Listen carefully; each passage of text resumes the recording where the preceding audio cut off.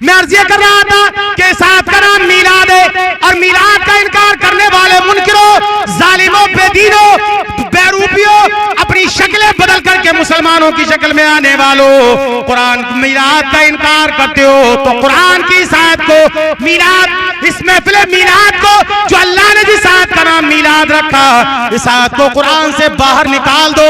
अगर तुम्हारी माँ ने दूध पिलाया, हुज्जतुल इस्लाम चैलेंज करता है, अमेरिका मर गया, लंदन मर गया, जर्मनी के लोग मर गए, इंग्लैंड रूस के लोग मर गए, सारी दुनिया के साइंसदान चिल्ला चिल्ला कर मर गए, कुरान के एक लफ्ज का बदल ना ला सके और ना बदल सके।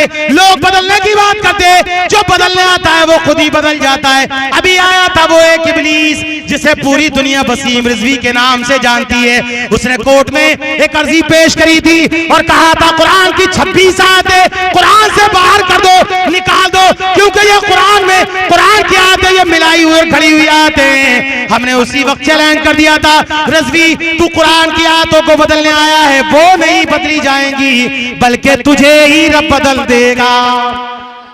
और बदल दिया मरदूद को, बदल दिया। अच्छा खासा रिजवी था, त्यागी हो गया है, अच्छा खासा रिजवी था, लोग वसीम रिजवी कहते थे, त्यागी हो गया, त्याग पत्र कर दिया, जेल में चला गया, सड़ रहा है, तिलक लगा करके पूजा कर रहा है, घंटा बजाने लगा। अब बजाते रहे कयामत तक घंटा, यहां घंटा बजेगा वहां लट पड़ेगा। तो कुरान पर बोला करो, किसी की माँ ने दूध नहीं पिलाया कि इस आयत को निकाल दे, ये कुरान की आयत है। महफिल मीलाद, अब कौन आयत किस वक्त नाजिल हुई, इस मफहूम को समझने के लिए ये समझना पड़ेगा कि ये आयत कब नाजिल हुई। तो आका की 63 साल उम्र तजावुज कर गई। आका आखिरी हज के लिए 1 लाख सहाबा के साथ हज बैतुल्लाह के लिए तशरीफ ले जा रहे हैं। आखिरी हज है आका का, 63 साल की उम्र आका की तजावुज कर चुकी है। आका हज के लिए तशरीफ ले जा रहे हैं। अल्लाह रब्बुल इज्जत को प्यार आया और इरशाद फरमाया, जिब्रील सिदरा के मकाम से मेरा महबूब हज बैतुल्लाह के लिए जाता है, पहले मुस्तफा का मीलाद पढ़ दिया जाए, फिर आका को हज के लिए भेज दिया जाए।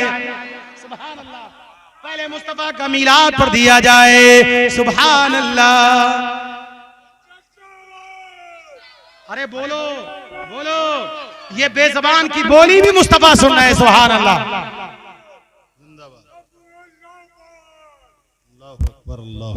समझ रहे हैं कि नहीं समझ रहे हैं आप?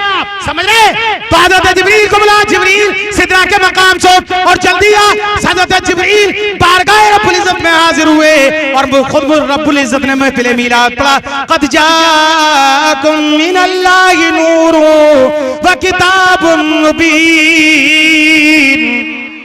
जिब्रील सुन, मैं मुस्तफा का मीलाद पढ़ता हूँ और तू सुन ले, पढ़ने वाला रब, सुनने वाले जिब्रील हैं। अब ए मुनकिरो, ए बागियो, ए गुस्ताख रसूलो, ए जालिमो, सबसे पहला फतवा रब पर लगाओ, क्योंकि मीलाद पढ़ने वाला अल्लाह रब्बुल इज्जत है, जिसने कायनात को बनाया। जमी उसने बनाई, जमा उसने बनाया, मक्की उसने बनाया, मक्का उसने बनाया, अर्श उसने बनाया, फर्श उसने बनाया, लो उसने बनाया, कलम उसने बनाया, तेरे बाप को उसने बनाया, तेरे दादा को उसने बनाया। वो रब जिसने कायनात को बनाया, चांदो सूरज को रोशनी दी, वो खालिक आलम मुस्तफा का मीलाद पढ़ता है, तो हमें क्यों रोकता है? आका का मीलाद गुनाहगार भी पढ़ेंगे और अपने आका की शान में यूं कहेंगे, वाह क्या जूदो करम है शैबत हा तेरा, वाह क्या जूदो करम है शैबत हा तेरा, नहीं सुनता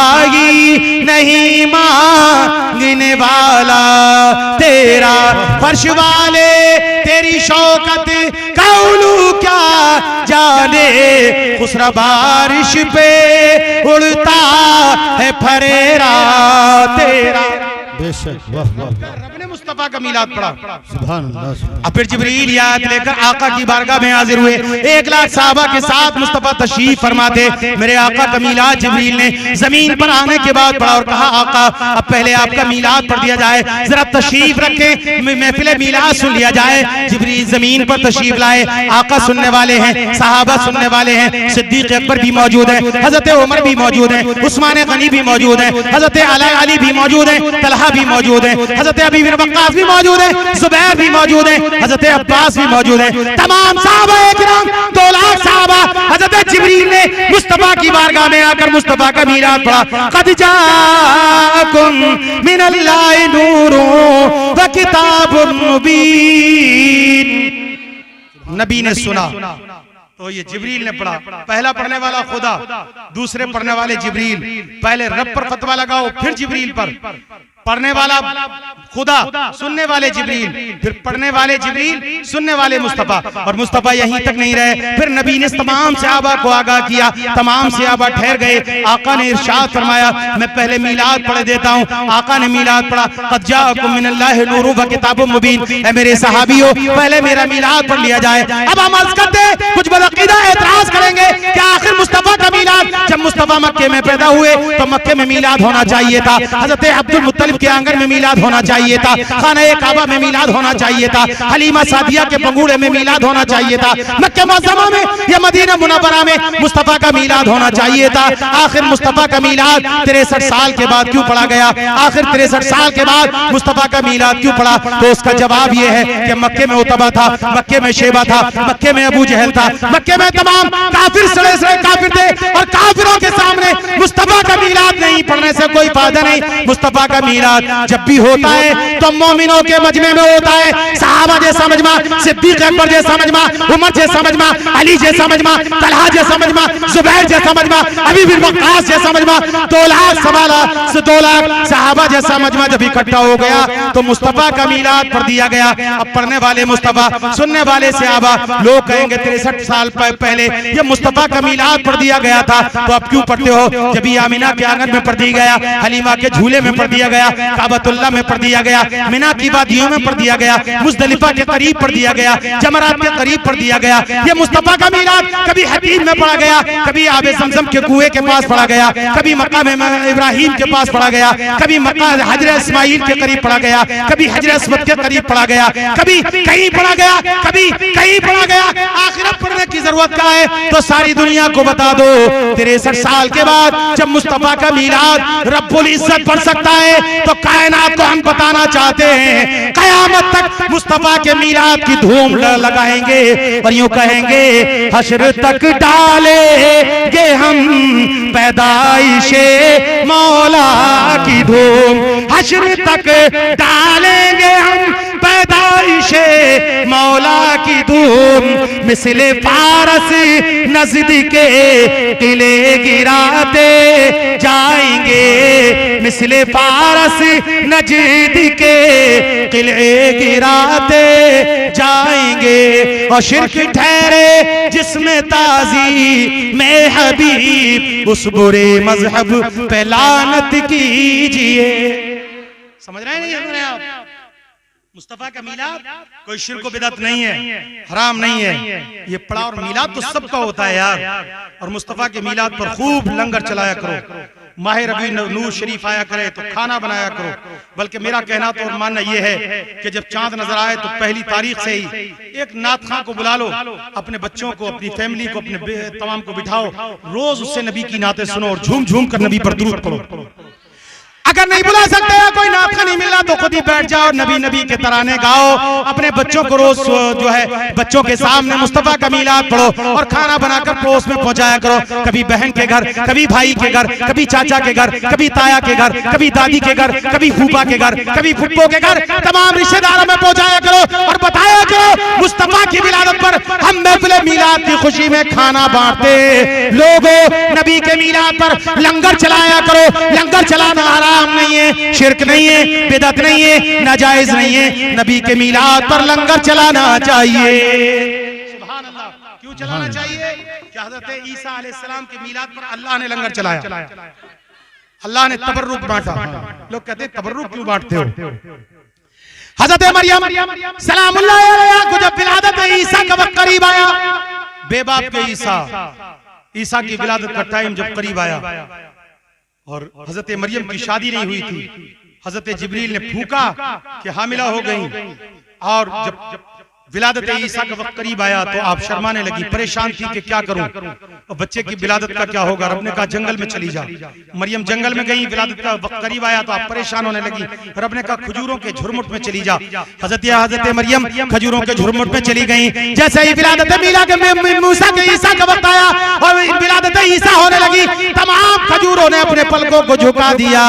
विलादत ईसा हो गई, जन्म ईसा हो गया, मीलाद ईसा हो गया, ईसा तवल्लुद हो गए। तो रब ने उन सारे खुश्क दरख्तों पर उसी वक्त खजूरों के गुच्छे लगा दिए और जमीन से साफो सफाफ एक पानी का चश्मा जारी कर दिया और इरशाद फरमाया, ए मरियम खजूर के दरख्त से खजूरें तोड़कर खा ले, ये मीलाद ईसा का तबर्रुक है, और चश्मे से पानी पी ले, ये मीलाद ईसा का शरबत है।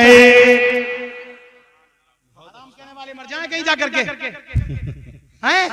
अल्लाह तबर्रुक बांटे और हमसे कहते हैं कि तुम क्यों बांटते हो, तुम क्यों बांटते हो। अल्लाह बांटे तो कुछ नहीं, अल्लाह पर फतवा लगाओ ना जी। जिस साल मुस्तफा मक्के में पैदा हुए, अल्लाह ने पूरे अरब में लड़के पैदा किए, लड़के ही लड़के पैदा हुए, लड़के ही लड़के तबल्लुद हुए। किसी ने पूछा कि आखिर लड़के क्यों, तो गब्बी आवाज आई, ये मुस्तफा की विलादत का सदका है कि मक्के वालों को लड़कों का तबर्रुक दिया जाता है, इनाम दिया जाता है। सुभान अल्लाह, इनाम दिया जाता है। 15 अगस्त आती है तो खूब झंडे लगाता है। अब इस साल तो ये देखा गया जितना वहाबी था ना वहाबड़ा देवंतिया, योगी के डर के मारे सबका कलेजा दहलने लगा। इन्होंने क्या किया, 15 अगस्त पर जो झंडा नहीं पकड़ता था वो भी झंडा हाथ में ले लिया। सारा वहाबी हाथ में बच्चों के झंडा लेकर के निकला, खेतों में दौड़ रहा है, रोडों पे दौड़ रहा है, गली गली नगर नगर जगह जगह झंडा लगा रहा है। अरे शिर्क का फतवा लगाने वाले कमीनों, हुजूर के मिलाद पर जो एतराज करता है, यकीनन वो अपने बाप की औलाद नहीं है। हुजूर ये कुरान से साबित है, कुरान से साबित है, ये अपने बाप की औलाद नहीं है। यह ऐसी बच्चा है जो हुजूर पर नुक्ताचीनी करता है, वो अपने बाप की औलाद नहीं है। मुस्तफा के मिलाद पर तो नुक्ताचीनी करता है। झंडा हराम है, झंडा न लगाओ, झंडा ना लगाओ, झंडा ना लगाओ, ये हराम है, ये शिर्क है। ये क्यों लगाते हो? बल्कि कई तो इतने हरामजादे हैं कि फोन भी करके कहते हैं कि विदेश का झंडा लगा दिया। ऐसे हरामजादे भी पैदा हो गए। झंडा लगाने को हम बताता हूं, जब 15 अगस्त आएगी, 26 जनवरी, तो कोने कोने पे झंडा लगा देगा, अपने बाप की मरघट पे भी झंडा लगा देगा। बच्चों के हाथ में झंडा लेकर के दौड़ा करके योगी और मोदी को दिखा रहा है, हुकूमत को दिखा रहा है, और ये मालूम नहीं है कि जिसके सदके में कायनात बनी है उसकी विलादत पर झंडा, ये हमारा काम नहीं है, बल्कि जिब्रील अमीन की सुन्नत है। हमारा काम नहीं है, ये जिब्रील की सुन्नत है। हज़रत जिब्रील ने झंडा लगाया, मुस्तफा तवल्लुद हुए, रब ने इरशाद फरमाया, जिब्रील जल्दी कर, एक झंडा लेकर खाने काबा पे जाकर नस्ब कर दे और सारी कायनात को बता दे कि आमिना का लाल तशरीफ ले आया। सुभान अल्लाह, पूरी कायनात को बता दे। हज़रत जिब्रील झंडा लिए, मगर जिब्रील कभी अकेले नहीं निकलते थे, साथ में जमात के साथ, 70,000 फरिश्तों की जमात के साथ। और फिर फरिश्तों का भी तर्ज ये था, उनका अमल ये था कि जो जिब्रील करते वही वो सारे करते। हाथ में झंडा जिब्रील ने लिया तो साथ में सारे फरिश्तों ने भी झंडा ले लिया और हवाओं में फजाओं में लहराते हुए खेत से, खलियान से, दुकान से, मकान से, करिया करिया, डगर डगर, नगर नगर, शहर शहर, बस्ती बस्ती, तमाम इलाकों में, तमाम सूबों में, तमाम जिलों में, तमाम मुल्कों में लहराते हुए खाने काबा पे जाकर गाड़ दिया। हमने पूछा क्यों? बोले अल्लाह का घर है और मुस्तफा का मीलाद है। सुभान अल्लाह, काबे का वाली आ गया, 365 खुदाओं को निकालकर फेंकने वाला आ गया, इसलिए खाना काबा पर झंडा। एक रिवायत में आता है, इमाम तिरमिज़ी फरमाते हैं, एक रिवायत में आता है कि 2 झंडे लेकर आए, खाना काबा पे गाड़ा, एक हलीमा हज़रत आमिना की छत पर गाड़ा। हमने पूछा कि ये 2 झंडे कैसे? कहा ये अल्लाह का घर है, खाना काबा पे इसलिए कि अल्लाह का घर है, और आमिना की छत पे इसलिए कि रसूल अल्लाह का घर है। और एक रिवायत में आता है कि 3 झंडे लेकर आए, एक खाना काबा पे, एक आमिना की छत पे और एक बैतुल मुक़द्दस पे गाड़ा। हमने सवाल किया आखिर ऐसा क्यों? तो कहा एक इसलिए, खाना काबा पे इसलिए कि अल्लाह का घर, और बैतुल मुक़द्दस, और जो है आमिना की छत पे इसलिए कि रसूल अल्लाह का घर, बैतुल मुक़द्दस पे इसलिए कि बहुत सारे नबियों के मज़ार आते हैं। और इमामुल क़िबलतैन कभी इस काबे में, कभी उस काबे में, कभी इधर नमाज पढ़ाएंगे, कभी उधर। एक दुनिया की, फिर कहते हैं अगली सत्र में मुख्तसर बात करता हूं कि 4 झंडे लेकर आए, एक खाना काबा पर, एक बैतुल मुकद्दस पर, एक आमीना की छत पर, और एक दुनिया की इंतहा पर लगा और दुनिया को बता दिया, सुनो और झंडे के रूप में मुल्कों को बांटने वालों, टुकड़े करने वालों, सारे हर मुल्क का झंडा अलग होता है, किसी का रंग कैसा ही है, किसी का रंग कैसा ही है, किसी का रंग कैसा ही है। जब नबी की विलादत का वक्त आए तो सारे झंडों को नीचे कर दो और पूरी कायनात में, पूरी दुनिया में एक ही कलर का हरा झंडा लगा करके पूरी दुनिया को बता दो, आका शिमाल से जुनूब तक, मशरिक से मगरिब तक के बादशाह हैं, आका पूरी कायनात के बादशाह हैं, आका पूरी कायनात में आका की हुकूमत चलती है, इसलिए सारे झंडों को नीचे कर दिया जाए और मुस्तफा के झंडे को बुलंद कर दिया है। जौहरा के गयूर मुसलमानों और दूरों दराज से आने वाले गयूर मुसलमानों, तुम ये सबक लेकर के जाओ कि जश्न महफिल मीलाद आए 9 अक्टूबर को इतवार के दिन जब जुलूस मोहम्मदी आए तो हर हाथ में और हर बच्चे के हाथ में, हर छत पे, हर दुकान पे, हर मकान में, हर खेत में, हर खलियान में, हर सेरा में मुस्तफा के मीलाद का झंडा होना चाहिए। और कायनात को बता दो कि सुन लो, जब पूरी कायनात में एक ही रंग का झंडा होगा वो मुस्तफा का झंडा होगा। पाकिस्तानी भी मुस्तफा का झंडा लगाएंगे, इंग्लिस्तानी भी मुस्तफा का झंडा, जर्मनी वाले भी मुस्तफा का झंडा, जापान वाले भी मुस्तफा का झंडा, इंग्लैंड वाले भी मुस्तफा का झंडा। कायनात में अब किसी का सिक्का नहीं चलेगा, चलेगा तो आमिना के लाल का सिक्का चलेगा, चलेगा तो अब्दुल मुत्तलिब के पोते का सिक्का चलेगा, चलेगा तो हलीमा के झूले में झूलने वाले आका का सिक्का चलेगा। पुरहूर नूर है जमाना, सुबह शबे विलायत आई, पुरनूर है जमाना, सुबह शबे विलादत, पर्दा उठाए किसका, सुबह शबे विलादत आई नई हुकूमत, सिक्का नया चलेगा, आलम ने रंग बदला, सुबह शबे विलादत। गुलशन रहा तो फूल इंशाल्लाह फिर खिलेंगे, मेरी आपकी जिंदगी रही तो इंशाल्लाह हम और आप फिर मिलेंगे, क्योंकि मेरे बाद एक अजीम खिताब नय्यर बुर्ज खिताबत ताजदार फसाहत व बलागत हज़रत अल्लामा मुफ्ती मोहम्मद आफ्ताब आलम मंजरी संभली का होने वाला है। अभी आप उनको समाप्त करेंगे, उससे पहले हमारे बाहर से आए